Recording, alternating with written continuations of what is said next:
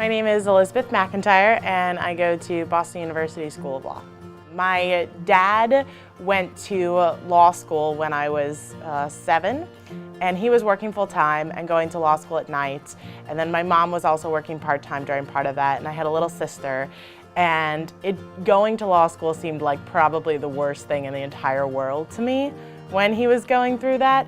But then as time went on and I started describing to people what I wanted to do with my life, they were telling me, like, that's called being a lawyer. Like that's what you're describing.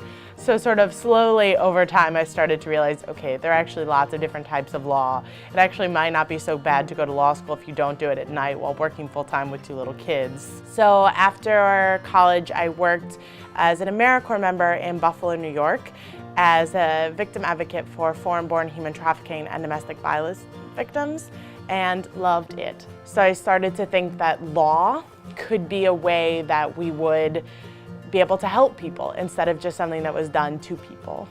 So I decided to go to law school. So one of my goals in law school is to do as many different kinds of civil legal aid as I could so that I could reasonably be hired to do any of them. But what I like about legal aid is not so much any one particular substantive topic area, but the idea that you are helping folks who are trapped in poverty with the law. So there are lots of wonderful women who have helped me sort of throughout my career, such as it is, starting with Amy Fleischhauer, who is my supervisor in Buffalo. After law school, I worked at Greater Boston Legal Services, and my 2 supervisors there were Wynn Gerhardt and Betsy Crimmins.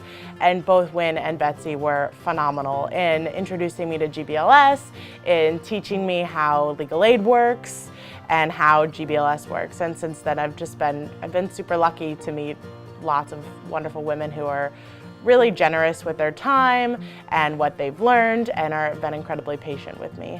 Law school is incredibly expensive. I'm financing law school on loans and scholarships, and that's it. The scholarship from Lawyers Weekly will help me pay for all of the sort of law school expenses that you don't necessarily think about when starting law school, like the rent for 2 months while I study for the bar, and sort of all of those associated costs so that I can graduate, hopefully pass the bar, and then go be a lawyer. So when I was applying for the scholarship, I went back and sort of looked at all of the women who have been named as top women in law, and they come from such a variety of different sort of practice areas and have done such incredibly wonderful things.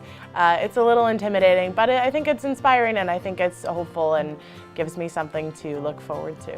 The one thing I'd like to say is just thank you, both for the money, which is really helpful, but also for recognizing me and for recognizing women in this profession, and for, actually, you know what, I think I'll just leave it there. Thank you.